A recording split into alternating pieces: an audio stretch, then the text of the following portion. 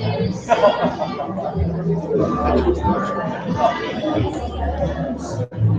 we doing? Good to see you.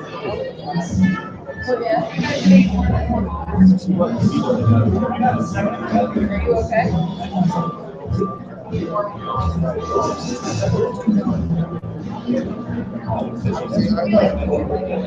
I enjoyed those.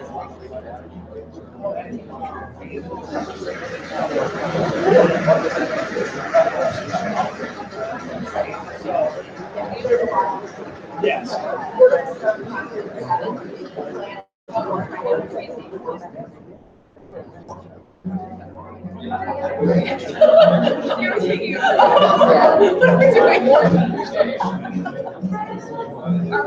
Are we in it? Oh, are we done? Oh.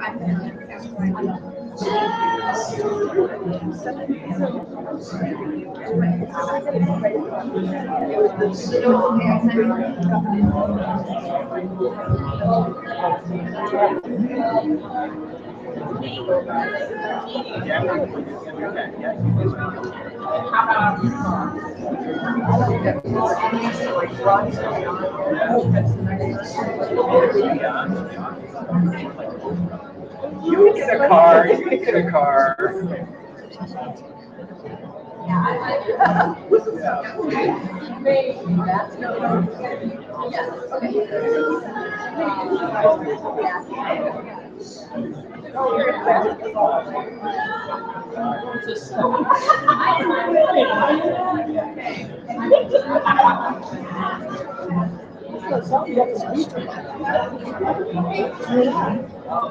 I just made that up. Wow, that's great.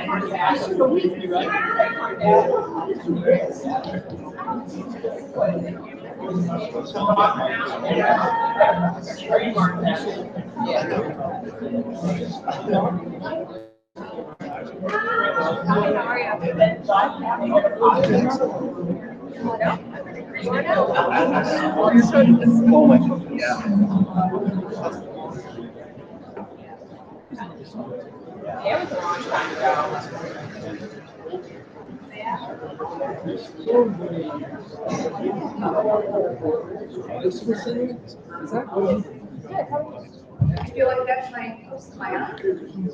Are we on? Here we go. I feel like that's my cue to start. Welcome. Thank you for attending our event tonight. For those of you who don't know me, I'm Tracy Campbell, the president of the Streetsboro Community PTA. With me tonight is Karyn Hall, chairperson of past organization.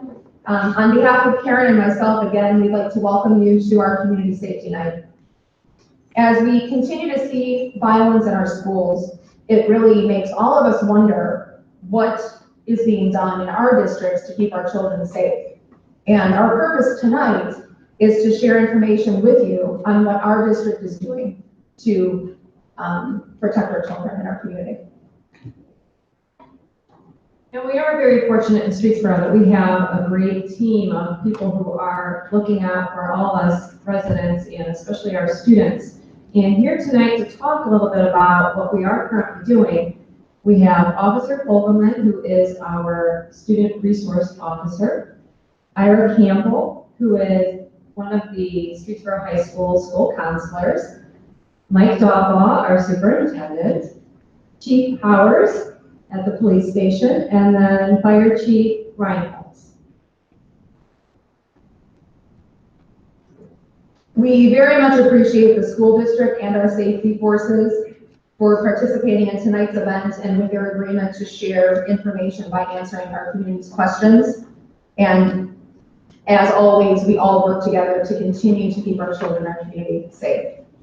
We would like to thank everyone who submitted questions ahead of time for tonight's event. We are going to do our best to answer all of them. And in respect of everyone's time, we are going to limit this event to 1 hour. So we're going to move relatively quickly. We had a lot of questions, but we want to make sure that we're thorough in each question that we're answering. And I'm going to turn this over to Mike Daulbaugh. Good evening. I don't know if it's good or bad. I can't see anyone. It's nice and dark. But I was asked to give a quick rundown of what we already do in the Streetsboro City School District to keep our students and our staff safe. Before I begin, I want to say that after talking to all the board members, the message needs to be clear that the school board, the Streetsboro City School District, the administration, teachers, we remain committed to making safety of our students and staff one of our top priorities. With that, I'm going to break my presentation down into what we're doing in 3 areas. Before I go into those 3 areas, I do want to say that prior to all of the new buildings in the district, so over the last 5 years, obviously we've rebuilt almost our entire district. But prior to that, through PI dollars and safety grants that we wrote to the state, we sank over $70,000 into security improvements in our buildings and on our buses, even though we knew we were going to be tearing down buildings and building new ones. The board felt committed that regardless if we were going to be in a building for 1 year or in Denver's case, several years, we needed to upgrade our security systems in all of our buildings, and we did that. So over the last 5 years, aside from the building project, significant dollars have been invested. Now, thankfully, with the building project, we will have 3 brand new buildings, and all of those buildings, I'll talk more about that in a minute, have some significant security pieces in place. Before I go on, I do want to thank Tracy and Karyn for organizing this event. We appreciate that. And I also want to say that while we remain committed to the safety of our students, that responsibility lies with all of us in this room, in this community. Conversations need to start at home with your students, with your children, with your grandchildren. If you notice something is wrong with your student or your child, you need to talk to them. If you have guns, you need to lock them up. If you have gun safes in your house, you need to change the combinations. Again, this is something that we all need to do. So enough on that. I want to talk about what we have currently in place. I want to break this down into our safety plan, our student and staff training in our facilities. To begin with our safety plan, every school district in the state of Ohio is required to have a safety plan filed with the Ohio Department of Education. I worked on that safety plan in conjunction with the Streetsboro Police Department, with the Office of Homeland Security. I had a representative assigned to me, and we worked many, many hours on the plan. The plan was also approved by the Portage County Emergency Management Board, also approved by the Streetsboro Fire Department. It was also then approved by the Attorney General's office and then finally submitted for review and was either rejected or accepted by the Ohio Department of Education. It was a long process. It took most of my summer 2 years ago to do that because it was a lot of submission, kickback, we want you to change this. But it has been, I want everyone to understand that this security plan has been thoroughly vetted by a lot of people. It wouldn't be appropriate for me to talk about the specifics of these security plans, and the reason being that if we talk about specifics of our security plan and publicize those specifics, that could give someone that was maybe bent on doing some harm in our schools some strategic advantage. So what I want you to walk away tonight is knowing that we do have a plan and it's been thoroughly vetted by all of the agencies that I mentioned. So let's talk about one more thing on our security plan. We actually have a partnership with a company called Navigate Prepared. Navigate Prepared has come in and they photographed every room, every corner, whether it's a closet, classroom, or gymnasium of every building in our district. And they photographed and given a complete 3D rendering of the room where you can log into it and take your mouse and move around the room to see it. We've also mapped every room. We've mapped every building, and it's all housed inside this security program called Navigate Prepared. Also within this Navigate Prepared program, all of our safety plans are housed there, along with flip charts that in the event of some sort of emergency like an evacuation, a fire, an armed intruder, there's a flip chart that shows electronically what you're to do or not to do. We have recently rolled that out to staff. We had some issues getting it live. The next step for the staff will be to log on and have that on their mobile device. It's in its very beginning stages. And then the next step will be then to invite our security forces to be a part of that program. It's a program that's being used around the state of Ohio. It was designed after the Chardon incident. The founder of Navigate Prepared is connected to that Chardon incident, and he felt it was important for schools to have the safety program. So we have launched Navigate Prepared. I would invite you to go to their website. You can read about exactly what the program, the app looks like, but it's a very powerful program. So moving on to students, staff, and training. Our primary focus with staff is not necessarily memorizing every portion of the safety plan. Because in an incident, you want people, what do I do here? What do I do here? We train our staff and our students to make decisions that keep themselves and their students out of harm's way. The primary focus of that, I'm not going to get into every part of that because that's these guys are going to talk about it, but we use the ALICE program. And again, I would invite all of you to go to the ALICE website and look at the specifics of ALICE. I know that Officer Fogleman and Ira are going to talk about ALICE. But we train all of our teachers and our students in the ALICE approach. And in a very basic premise, we teach and empower our staff and our students to make decisions in the moment based on the situation to keep themselves out of harm's way. We train them to make decisions. We're not telling you in every case, go sit in the corner, lock your door, and hide. Because that does not fit every incident that occurs in a school. ALICE teaches you to respond based on the situation. So I'm not going to say much more with that. We practice ALICE monthly. I know one of the questions later that we'll get to, we'll answer, but that occurs in different ways in different buildings based on the age of the child. And we'll talk a little bit more about that later. And then we also have our Safe Schools Helpline. We encourage all students. We have signs. It's on our website. You may have read that in the safety letter I sent home in response to all of the school violence lately. We encourage people to use the Safe School Helpline. It's great because it's anonymous, because we all know that there are kids that, you know what, I don't want to get involved. Well, you don't have to get involved. All you need to do is send a text. You can even make a phone call or send an email, and it's 100% anonymous. I am immediately called from Columbus, where I'm housed within seconds of that being sent in, and I'm giving the report, which then initiates action. If I'm not available, we have a call list and 5 deep, and it's never gone 3 deep before. And it's all within 5 minutes we're notified, and we respond to whatever the Safe School Helpline report is. That is in place. It's going remarkably well. Obviously, it's been used a little bit more in recent weeks than not, but I prefer that it be used, and we can investigate concerns than it not be used. And then finally, one thing that we need your help with, and we talk to our students about, we're talking more and more about if you see something, you have to say something. And there's this phenomenon, I don't know if Ira will talk about this or not, but there's this phenomenon known as a code of silence, and it exists among a lot of our students. And one of the things that you'll read in almost every case of school violence is that one or more people or students knew that the student that did the harm or committed the incident, more than one person knew that this student was troubled, maybe had a weapon, was hurting animals, was posting statements on social media, and they didn't say anything. We have got to get our students, whatever age, to break this code of silence and talk. If they don't want to talk to us, use the Safe School Helpline. If they don't want to use that, have them talk to you and you call us, or you use the Safe School Helpline.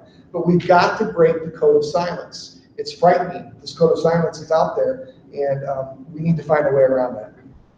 So my third part, and I don't mean to be going on so long, but the third thing that we use to keep students safe here in the district, very frankly, are school facilities. Thanks to all of you in this room, you passed the bond issue 3.5 years ago. We built obviously a brand new high school, we built a brand new elementary, and we'll be happy to open a brand new middle school by the end of April to vacate next year. And all 3 of these buildings have a significant number of security measures built in. I will talk about a few right now, and there are some that I won't talk about because if I did, it could give someone a strategic advantage to beat our systems that are in place. But what I will say, in all 4 buildings, including Deptford, we have buzzer systems, so you only can come into the first level. You come into the alcove, and you cannot get beyond that without being buzzed in. At Deptford, we added just this week, we added an intercom system with a camera. Before, Mrs. Paw or Mrs. Swin that were in the office they could see who came in, they could look at them, and then they could buzz them in.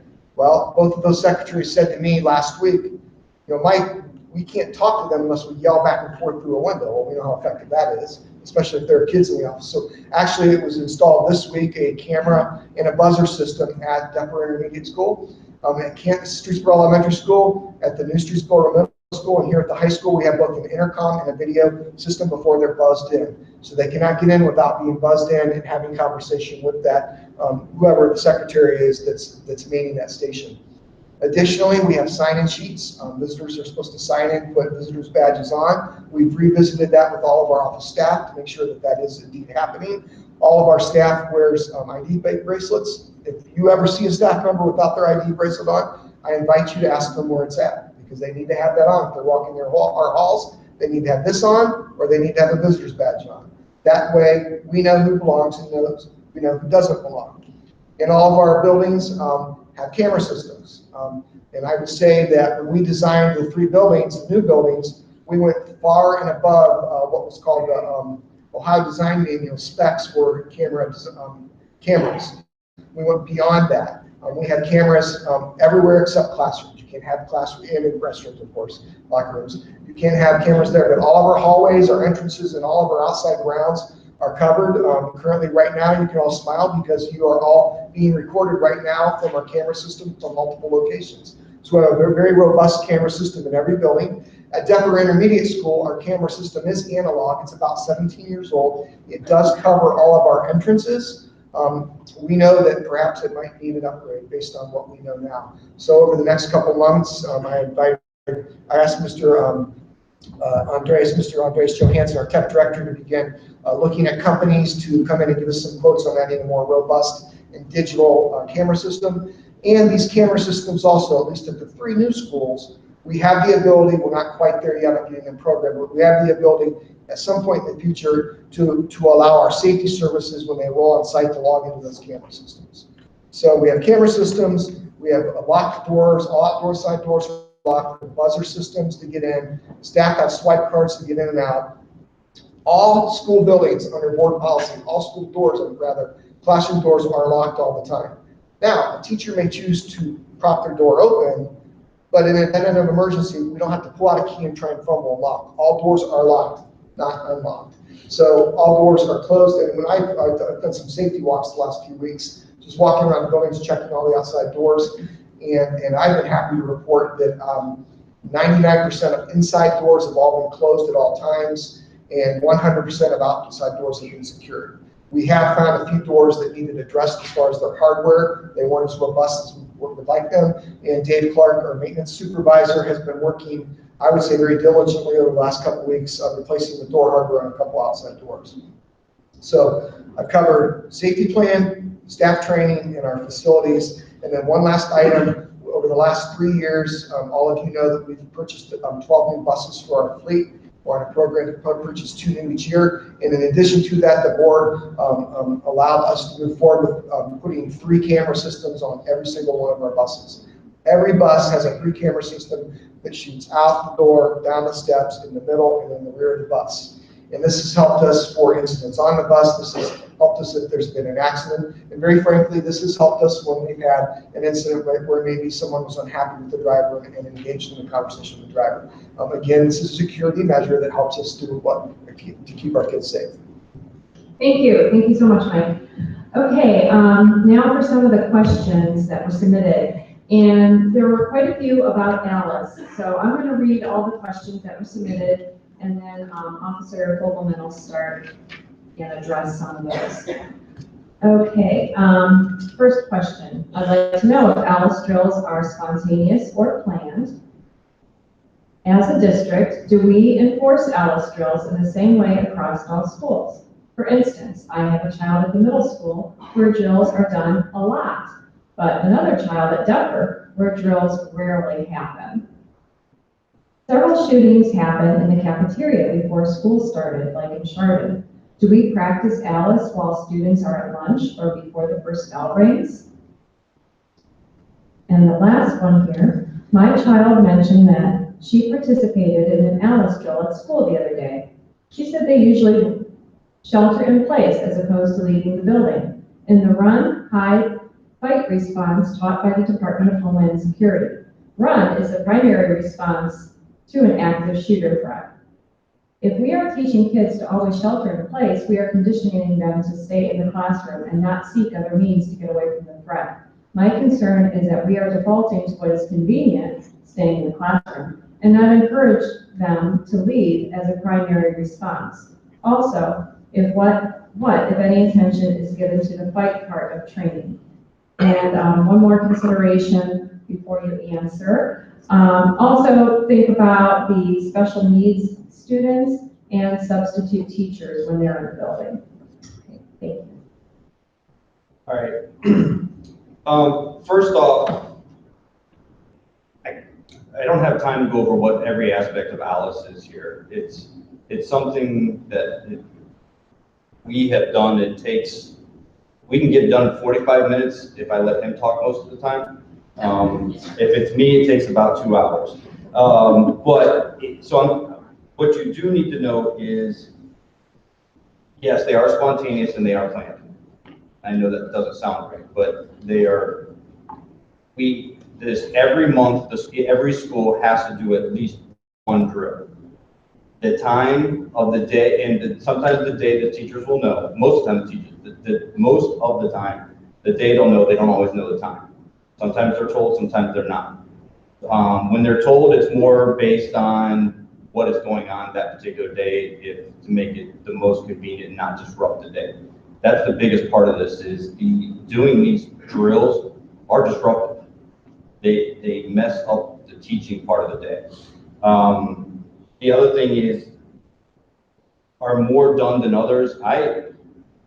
From my understanding, and every time I'm notified, they're pretty much done regularly at the same way at all the schools, meaning every school is, not one is doing a whole lot more than the other. If they do an extra one, I mean, there might be more of a conversation in class, but there's always at least one drill. I've never been involved in one with more than 2 in a month, okay? And as far as the run, hide, flight, a different concept, similar, but different.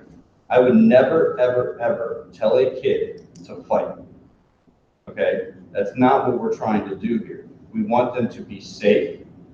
We do say the first thing you do, if you can do it safely, is get out. That's the E, the evacuate part. That is the first thing they are taught. If they can do that, you do that. In a lot of these situations, that may not be the case.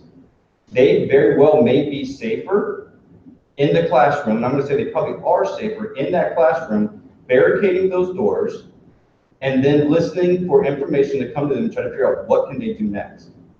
Okay, that is one of the things that we talk about immensely. What do you do if this is going on? What do I do? If this is going on, what do I do? I have discussions all the time with teachers, with office staff, and students individually about that. Some very good conversations last week in the classroom up here at the high school about a certain situation. So one of the things we discussed, instead of practicing, it was better discussed in a small environment. If an event were to happen in the commons area, and there's a bunch of, what would you do? Where would you go? How would you handle that? Because a lot of kids don't think about that. So we did discuss that, and a lot of good conversations came from that. With that being said, are we conditioning them to shelter in place? No. We're teaching them many different ways to protect themselves and make decisions for their safety. Do the adults have a better idea of what to do in certain situations? Yes. Are the elementary kids taught exactly the same thing the high school kids are taught? No. Would you want me teaching your 5-year-old how to counter an adult? That just doesn't make any sense, okay? They are taught age-appropriate information, all right? And other than going through every step of Alice, I really don't know how to answer that much better than that.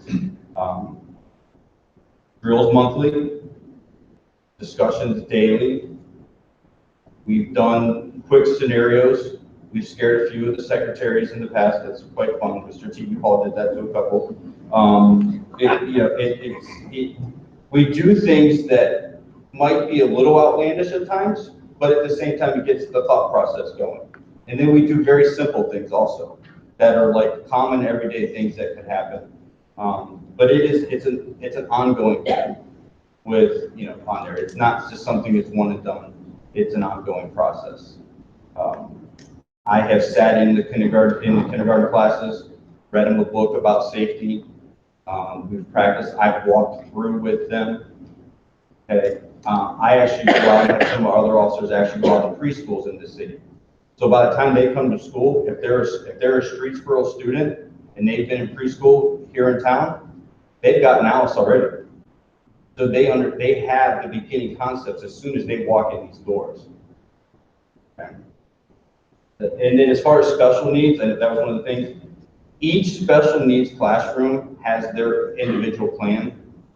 It's probably slightly different than the rest of the classrooms. I've had conversations with them. Obviously, I'm not going to tell you what all their plans are, but they do have a plan specifically for their kids' classrooms. Thank you. The next two questions relate to parent and community responsibility. And initially, I was thinking Officer Fogleman, but I'm looking at Ira Campbell thinking this might be you too. So just, feel free to chime in. First question is, what are the top 3 things we can do at home to contribute to safer schools?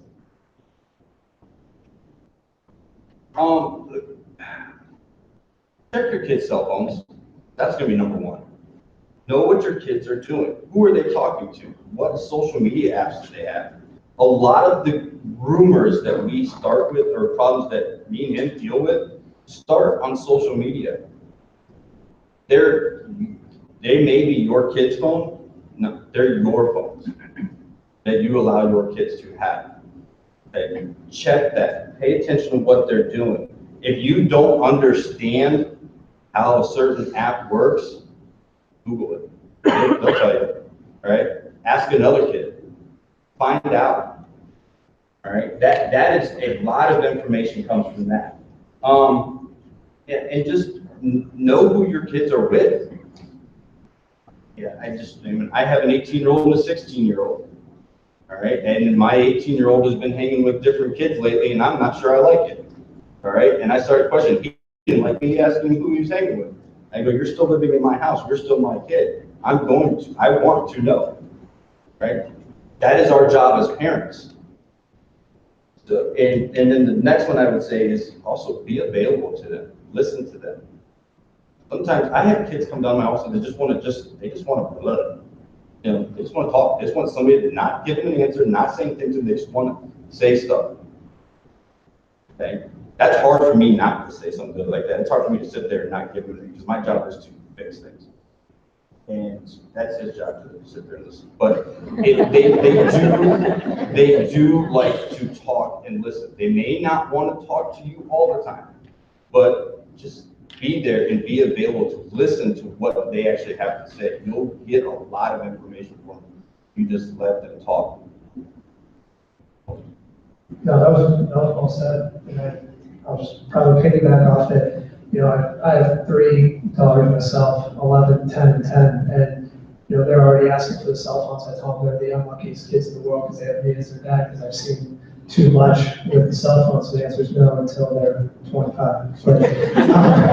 But no, I think it is really staying on top of it, asking those questions, monitoring it. I mean, what is on those cell phones now? I mean, it's just it'd be like sending out, and we're dropping off in downtown Cleveland, with all the stuff that could be happening. And, to your point, Jason, teenagers they're funny. It seems like they don't want to interact with you. And there are times that they don't. You get the answers, how was school? Fine. What did you do today? Nothing. And I get that, and I'm already starting to experience that, and it's hard and it's difficult. But even teenagers, they want those relationships. They want structure. Now, they're very goofy in how they go about communicating that. Unfortunately, they don't communicate that, and teenagers, that's on you. communicate with the parents, but they don't do it in a way that says, hey, mom and dad, I really want to talk to you, but they do. I talk to students all the time, who they want those positive relationships. Now, it's a two-way street. Some of it does fall on them for how they interact with you. At the same time, they are craving you to be interested in their lives, even though their body language and even their verbally saying, stay out of my life, they do want that. So the more that you're involved, the more you ask those questions about what they're doing in school, who their friends are, and you might not get a ton of answers, but you will be surprised that the more you do that, then when they need to, then they'll open up. I can't promise that, but we've seen it firsthand. I just want to add one thing. If you provide your child with a cell phone, I have a blended family of 5 children, from 20 down to 14. All of them have the app, Life 360 on their phone, and Find My Friend. And I can look at that app at any time, day or night, and see where they're at and where they've been. And if their picture goes off, meaning they turn their location services off, which we can ask my 20-year-old about that, they lose their keys and they lose their cell phone for a period of time. So it's a great way to keep track of your kids. And I was gonna wait to announce this until the end of the event, but I'm gonna use this opportunity to say something about the schools and the PTA and what we're doing. We are partnering, the Streetsboro Community PTA is partnering with Streetsboro Middle School. We have a presentation happening next week on Tuesday night, the 13th, here at 7 o'clock. Jesse Weinberger, who's known as the Overnight Geek University, is the name of her company. She's going to be presenting information to our parents based on data that she's receiving from our children. That is going to be internet safety and social media. She's going to talk about apps. She's going to talk about how to keep your kids safe. She's going to talk about how these apps are being used in human trafficking. There's a post on our Facebook page and on our PTA website about all of the topics that she discussed. This is an event that you do not want to miss. If you are in any way, shape, or form interested in what your child is doing with their cell phone, this you want to see. I had a plug, sorry. Okay, perfect timing. Next question. What can we do as a community outside of the safety measures that the school performs to keep our kids safe? So we've talked about parents. What can the community do to support? Just from my standpoint, pay attention to what's going on in your neighborhoods. Pay attention to just when you're out and about, what you see, what you're hearing. Sorry, I'm not a nice person. They have to be able to hear you. I got a big mouth. We kind of talked about it when you go in, like sometimes when, like cops are really bad at this, like when they go into a restaurant, it's like we're paranoid. We sit with our backs in the corners so we can see everything. There's, people coming, people going, we know where the exits are. I don't want to make everybody paranoid, but do similar things. Just know what is going on around you all the time, because we do. I don't have my phone right here, but we live, even us adults, we live right here. Yes, this is where we are. Our kids are worse, but we're pretty bad. And so we gotta put that away sometimes. Just pay attention to what's going on around you. Again, when I talk about it with the kids, if you're one of those houses where you have a lot of kids coming to your house, you'll notice when they have different mood swings, when they have those changes, and you'll see that it's always acting like him, all of a sudden is acting more like me, nice and quiet, and stuff like that. There might be something going on there. You know what I mean? You don't necessarily have to say something to that child, but maybe, talk to their parent first and say, hey, is there something going on there? Or you can contact us at the schools and let us know. Hey, did you notice anything different at the school? I noticed the other day when we were over at the house, something just didn't seem right. And I want to assure you, in contacting the schools, at least for me, and I can speak for you too, it's kept confidential. All right, so if I talk to a student, first off, it's confidential unless they report that they're at risk of harming themselves or they're being harmed. But if you're concerned and you call, I'm not going to call that student down and say, hey, Mr. Grimm called and said X, Y, and Z.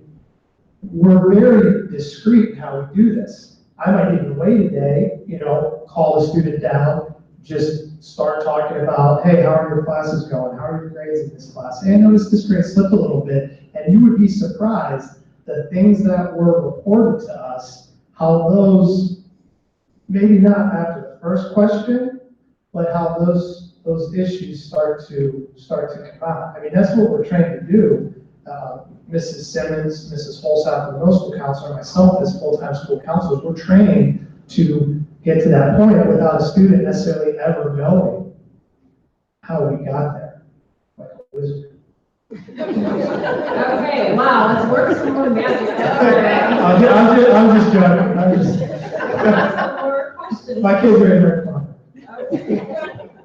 So, keeping with the mental health, can you talk real briefly about what we are currently doing for mental health in our school district? And a couple questions on bullying and student conflict here. Is there a program for student conflict resolution? And we've seen time and time again that many school shooters were picked on and bullied by their school peers. What do the Streetsboro City Schools do to combat bullying and honestly just mean behavior within our district? What steps do we have to promote anti-bullying? So I'll try to keep this brief. This is right in my wheelhouse. So to start with the student conflict resolution, as we do that quite a bit. Mrs. Holsapple does that, Mrs. Simmons, myself, even Mr. Hogan, Mr. Newman. It's not uncommon. That's one of the services we provide to students in our roles to help resolve conflict. What I would love to see is when we're talking about like a specific program, if we're able to get to the point as a district where that begins, where the teaching is done at the elementary level and they're learning those skills early and then they're bringing them with them as they move along. So I think that's where we need to get as a district and we're not there yet. But we do have conflict resolution that we do. As far as the anti-bullying question, I love how proactive we are, and we have many different programs for this, and the one I can talk about for hours is actually Caring for People, but we do have a contract with Children's Advantage, and counselors can come in. I actually was at a PBIS training, positive behavior incentive, I always forget the S. Strategies. Supports. So our team was at that training with how we are bringing positive initiatives and then incentives for students, not rewards for like candy or prizes, but how to encourage that positive behavior. Mrs. Simmons brought this year a program called ROCKS, Rolling Your Experience. It's a group for at-risk teenage girls. It works on self-esteem, positive body image, healthy relationships, things like that, and that's been amazing in our school. And then we have our Actively Caring for People movement. It's not just a club. And what we do, we're being proactive. We're trying to have a positive impact on the culture up front. We're trying to include others. And Actively Caring for People, that's the premier positive school culture program in the country. It started in Virginia Tech in 2008 after the Virginia Tech shooting. And after the Chardon shooting, they became very instrumental in working with Chardon, and we've seen great results with it. Why I say it's a movement and not just a club, we encourage us, we want to be part of just our vocabulary, what we say. Anyone can actively care at any time. It's not where you have to be a member. Yes, we have meetings after school, and I love when people attend those, but you don't have to. There's no dues, there's no attendance, but anyone can actively care at any time, and we try to have those things happening regularly in the school, whether it's passing out candy and positive messages to start the day, positive messages on sidewalk chalk, Post-it notes, sometimes like shoes and clothing drives. We've been in the middle school where we mix up the students at lunch and they sit with other people, and our students lead breakout sessions. And a lot of these things you hear like, oh, okay, there's positive message on every locker. Yeah, is that a little bit trite? Maybe, but it's putting it out there that this is what we do as a school. We're a public high school of 600 people. I'm not going to say that everything's perfect and that there's never any conflict or that people don't get along, but it has been instrumental in making that more of the norm, where what we do, we show kindness to others, and we've seen the results. We've seen the results at lunch when we've had new students, and without even having to be asked, we've had students go and reach out and have them sit with them. That's one of the initiatives, is no one sits alone. Through that, we've taken our students to different summits with other schools. We've been to Charlotte, we've been to Orange, and we've created strong partnerships there. Sandy the Promise, who I know Mr. Daulbaugh mentioned, if you see something, say something. Sandy the Promise is very instrumental in that. So we had groups of our students through Active Caring for People go through a training on how to kind of bring that back to the school, where we encourage students, if they see something, say something. Start with a Hello Week is another one, where just reaching out and talking to someone or saying hi to someone who wouldn't normally know, or you see someone by themselves. So again, I could go on, but it's creating that culture up front, not just the responsible one, which we'll do, and we take that seriously. If we get a report, we take that seriously. But trying to do this up front and be very proactive. And one of the nice things, when we do have our meetings after school, it's a great place that everyone is welcome. And many students who don't have that niche that they fit in yet, they're not necessarily an athlete, necessarily involved. It can be for anyone, and it's very welcoming. Can I? No. Sorry. No, go ahead. No. Are you gonna be quick? Yeah. Go. All right. No, one of the things, if you notice what he said, a lot of it was student-led, okay? That's very important. So it's not us old guys up here that are trying to tell the kids what to do. It is student-led, that they are doing a lot of the work, okay?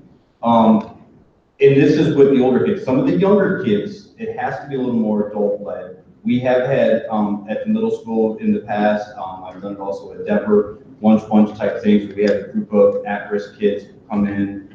I'll have lunch with them. We'll talk about different issues and stuff like that. One of the biggest things I see though with the younger kids is it's modeled behavior. Okay? They're acting the way they see us adults act. That comes back to us at home. We have to model the proper behaviors. If our kids are yelling and screaming at each other here at school, it might be because they're seeing that somewhere else. If you're neighbors with kids, families, and you see those kids struggling, kind of take what you see with the Active Care people and be that neighbor that gives a positive influence towards those kids, right? We have a lot of broken homes in our society, not just Streetsboro, across the board, all right? We have to step up and help those families any way possible. If that is just listening to those kids, just setting that positive role models. Yeah. And just to add on, tag on to what Officer Fogleman was saying, the PBIS initiative is district-wide. We have teams from every single building, certified classified staff, teachers, aides that are secretaries that are participating in. We have a PBIS initiative in all buildings. We also contract with Children's Advantage, and we provide counseling service in both the elementary and at Depper. And we also have contracted with a behavioral consultant, a team of 3, it's a company, and we have those folks coming in and doing social groups at lunchtime at both the elementary and at Depper, with select kids and select groups. So everything that Ira explained was going on in the middle school and high school, those are happening in a different way at the elementary. Thank you. So if you're friends with me on Facebook or you know me personally, I have a hard time keeping my mouth shut. So I have to jump in real quick and just piggyback on to what Officer Fogleman said. I think as an adult, the world is a scary place. Imagine being a child today. It's very different than when we were growing up, and I didn't graduate high school that long ago. But I want to say that I have a very firm belief, and the reason that I do the work that I do is that I strongly believe that it takes a village to raise a child. I know that's kind of cliche, but we should not only be there for each other's children and watch out for them, but also for each other. If you see a parent struggling, if you're in a grocery store and the kid's having a meltdown, give the kid a lollipop. We do something to relieve that stress and help somebody out. I think if we can get back more to a compassionate world, I think, and we listen to each other and we are able to communicate better, I think that will greatly help our children. You're modeling, again, great behavior. Okay, thank you. Mike, I know that you talked about some of these things, but we're gonna ask a couple additional questions about policies in our schools.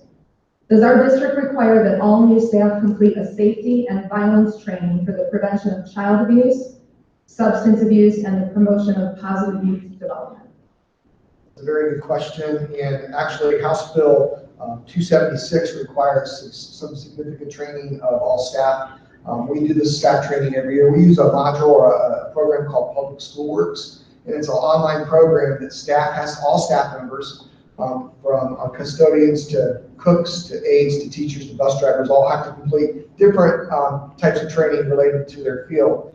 Some of the programs that they all have to complete every year, it's on a cycle: child abuse identification and prevention, bullying prevention, basics for educators, discriminatory harassment identification and response, social media, personal and professional use, code of professional conduct for educators. House Bill 276 Module 1 is preventing child abuse and human trafficking, and all these modules are anywhere between 15 and an hour in length, and you have to take a test at the end. If you don't take the test, if you don't pass the test, you have to do the module again. Module 2 is recognizing depression and suicide in children. Module 3 is bullying prevention, and Module 4 is prevention of mental, emotional, and behavioral disorders in students. And then finally, Module 5 is building safe and supportive school environments. So those are all required trainings of our district staff, along with bloodborne pathogens and things like that that don't relate to this topic. So yes, we do require that. One of the things that I read somewhere, it may have been on your page, Tracy, there was perhaps some, I don't know if it's a concern, but more of a question about, what do we do with our substitutes? What do we do with our bus drivers?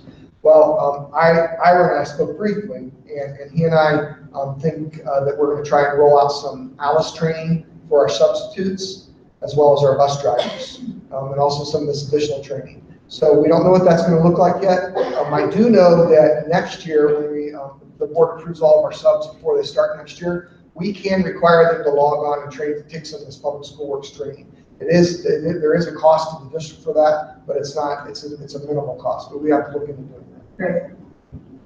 Next question is, what are the safety procedures for securing the school after hours? Yeah, that's a great question, and that is different for every building. In general, buildings, after the principal leaves, usually, it depends on when they leave. Usually, when the principal leaves, there are custodians in the building until about 11 o'clock at night, here a little bit later, but the buildings are locked down. But that's with the caveat that there's not an activity going on. So let's start at the elementary. Typically at the elementary, we can have scout meetings. Sometimes we have people renting the gyms for basketball games. Parks and Rec use our gym. So typically the gymnasium is the primary focus or use. So a door that leads to the gymnasium is open. All doors within the building, unless the custodian is cleaning that area, are locked.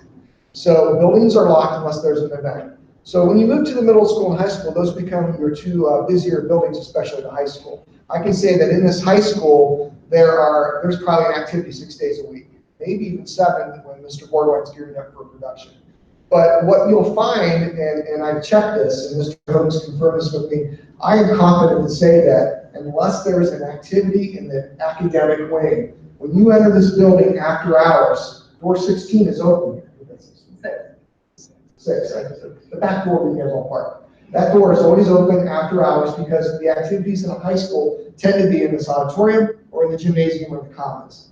And then you'll find the 2 doors going back to the academic wings are locked every day.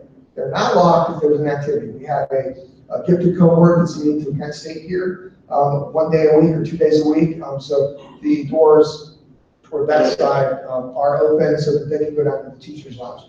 At the middle school, again, it's a very busy spot after school with practices and student performances. The middle school is a little more difficult to lock down, but again, only those activities stored by the gymnasium are open, but the classroom doors are locked. So the areas that are open are areas that we're using. Elementary's already mentioned that they're locked unless there's an activity, but then again, all classroom doors are locked. Great.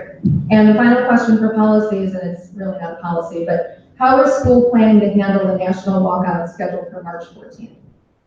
So Mr. Hogan and I met about this, and I talked to him about what can manage this, but in essence, we don't want to prevent our students from exercising their right to speak out, to make their voice heard, because that empowers kids.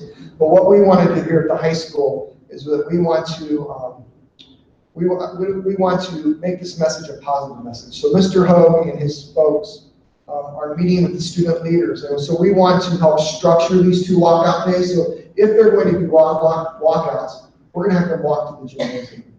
We're not going to let them walk outside. And we're going to make it controlled, and we're going to give them the mic, and we're going to help our students to focus on on a positive basis. What can we do about school violence? What can we do about this as students? What can we do about this as a community? So we want our students to exercise the right, but we want to control it in a way to make it safe for them. So we're not going to prevent it, but we're going to try and control it and keep them safe while we do it. Okay, great, thank you. So, Chief Powers, what is the process when there is a verbal threat, like no written proof that the threat was made? Are people being charged with inducing panic for false reports?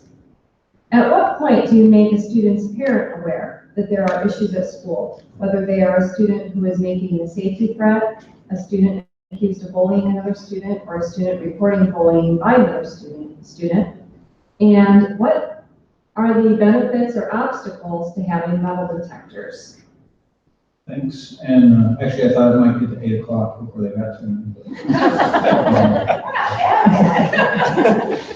So we'll start with the first one here. It says, what is the process when there's a verbal threat? No written proof the threat was made. And I'll tell you that every instance of whether it's a threat or a possible threat or report is investigated fully by usually by Jason down there and the school staffs, depending on which school it may occur. He works very closely with Mr. Hogue and his staff a lot at the high school. But we want to investigate every one. We try to determine where it came from. Although right now that's part of the problem with social media and some of the other avenues that these come to us is a lot of times they're anonymous or it's really difficult to determine the source. But if we have a subject that we need to talk to, either Officer Fogleman will do it during school hours. If it's after hours, our road officers will go out to the house and talk to them. We try to ascertain their social media accounts. Through social media, we do everything we can to determine if there's a credible threat or not. And then at that point, we make some decisions between us and the school staff on how that's going to be addressed. We know a couple weeks ago that there was a lot of talk about these things, and we spent a lot of time, and I know Jason spent a lot of time. In fact, he and I were on the phone, I think about 11:30 one night talking about these issues. So he puts a lot of time and effort into it, but he does it in cooperation with all the different staff members, and I know Ira's been heavily involved in that as well.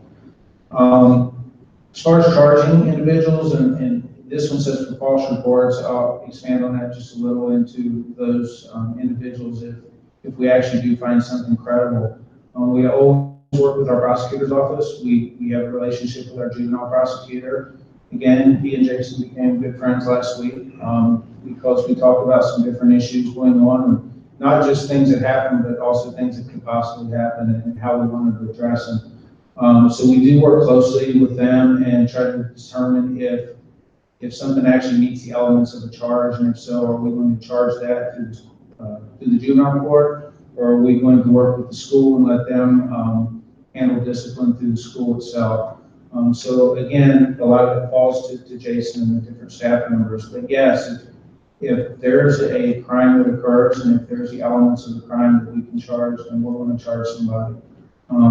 Charging for false reports, I'll back up and say that those are not always easy, again, because we have anonymous reports or we have rumors through social media, and those are hard to track down. So if we have somebody that we know is spreading a false report, we will look at that and we will charge them if it's appropriate. But those are very difficult to track down. This third one, I'm actually going to defer to that here in just a minute over to Jason and Ira. But I'll get the last one here before I do that. So it's what are the benefits and obstacles to having metal detectors?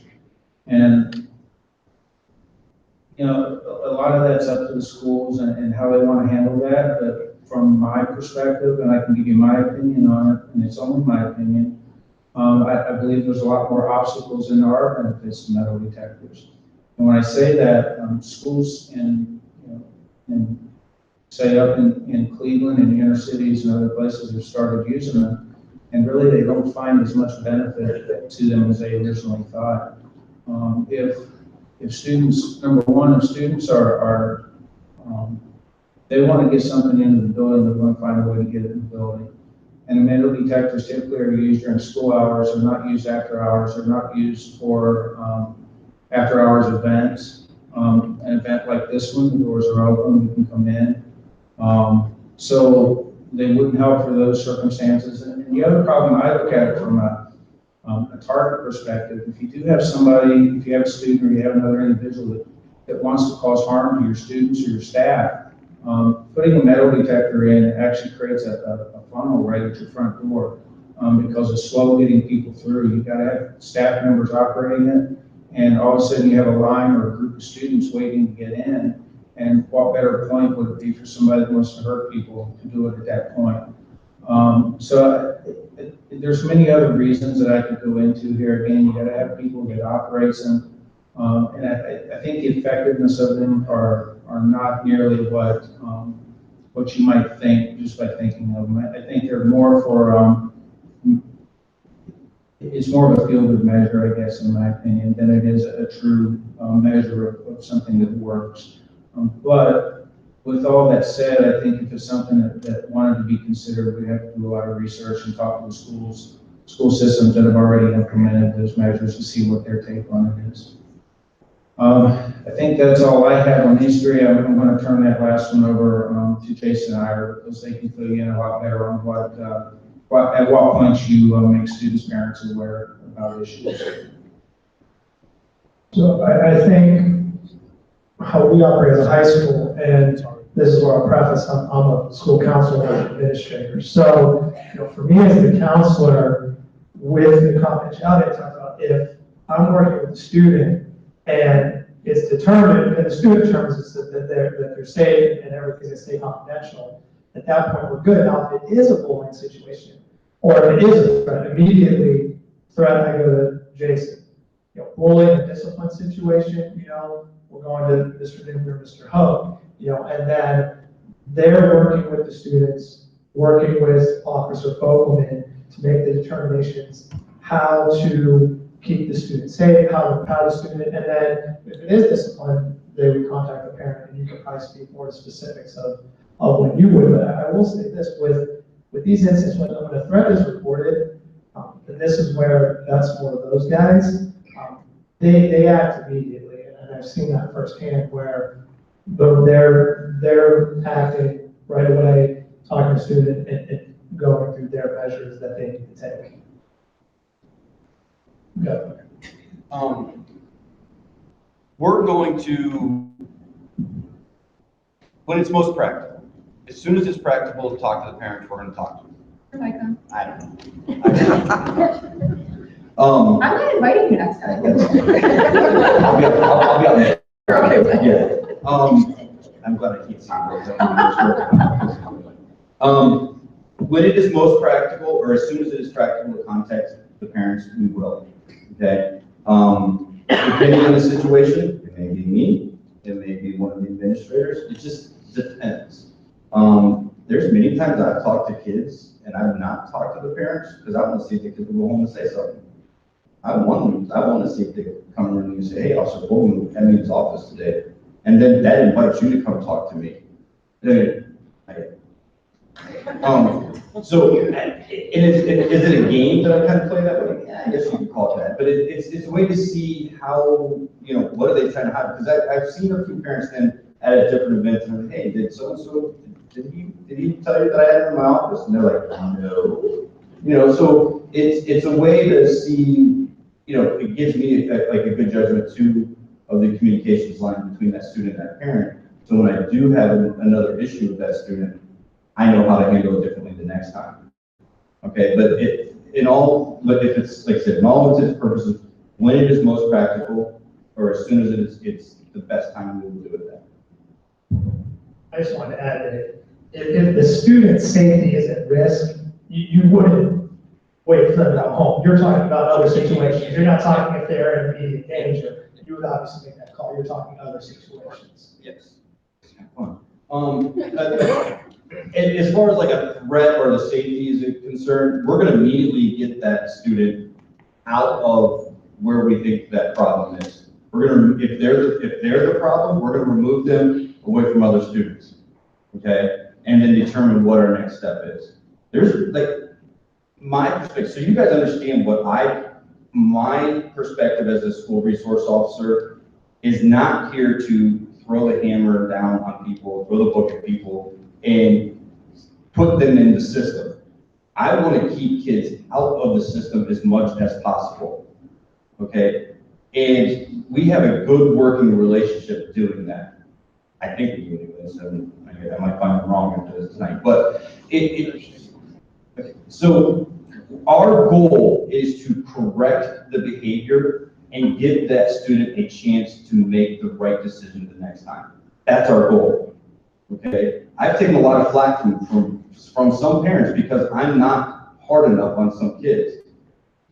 You know, but again, our goal is to correct the behavior. And we're going to do that whichever way we feel good for that particular student.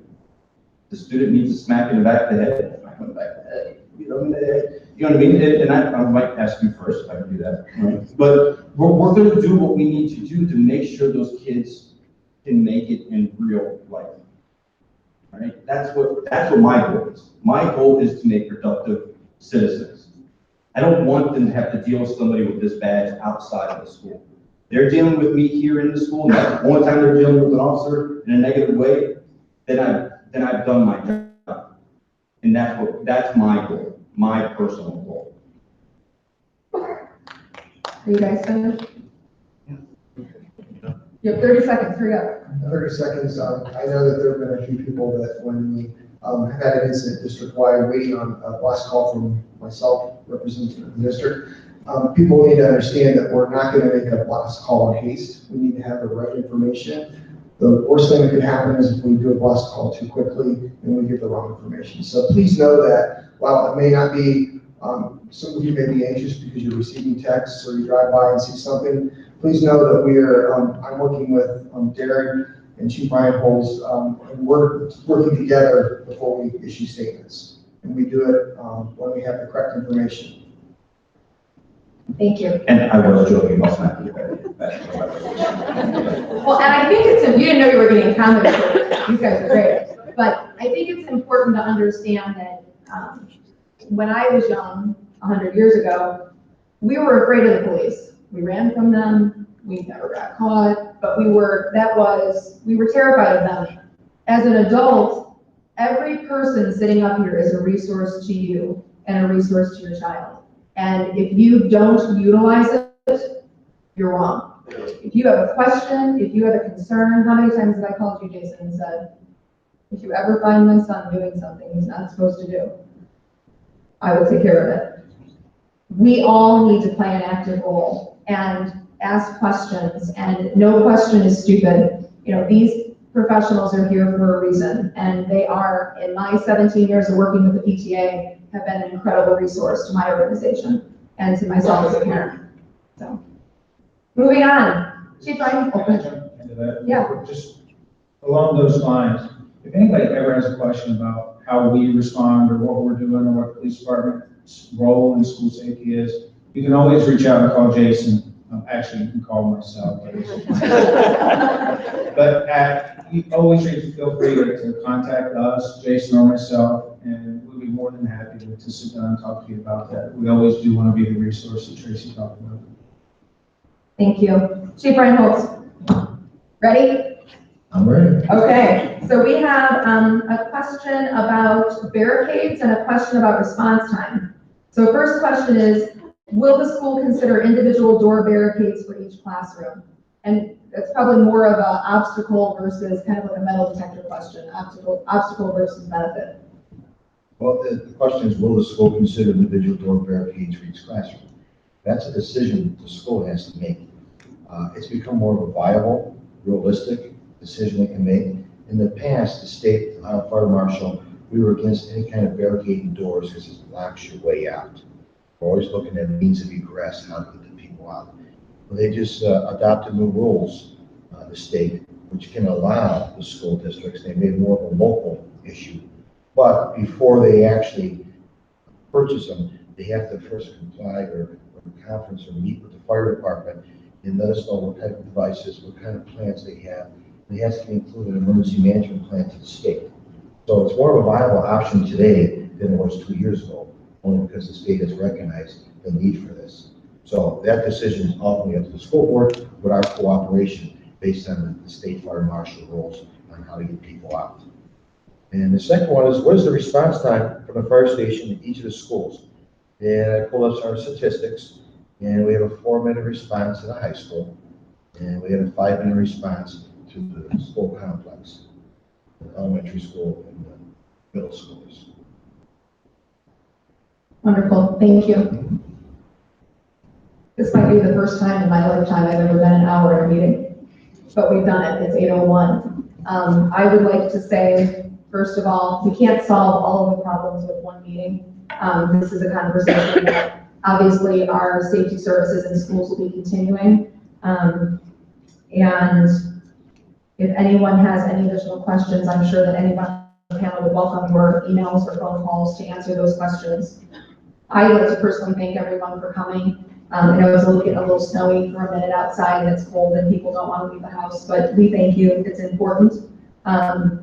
We hope that this is the first of many conversations that you're having with your children and your families at home as well. Yes, thank you so much for coming. It is so great to see everybody here. I think we have a wonderful community where everybody cares. We have wonderful safety forces who care about us. Our leaders of our community care, and our parents care about our kids. And not just the people who are in this room, but we also know our residents who don't have kids in the schools. They're very concerned and they want to help and know what's happening. So especially for people who don't have kids in the schools, they might not know that we do Alice and all of these other things that we talked about tonight. So please let them know that this was videotaped. They can watch it, talk to your neighbors. And again, if there's any concerns, please contact the officials up here. And thank you so much for coming.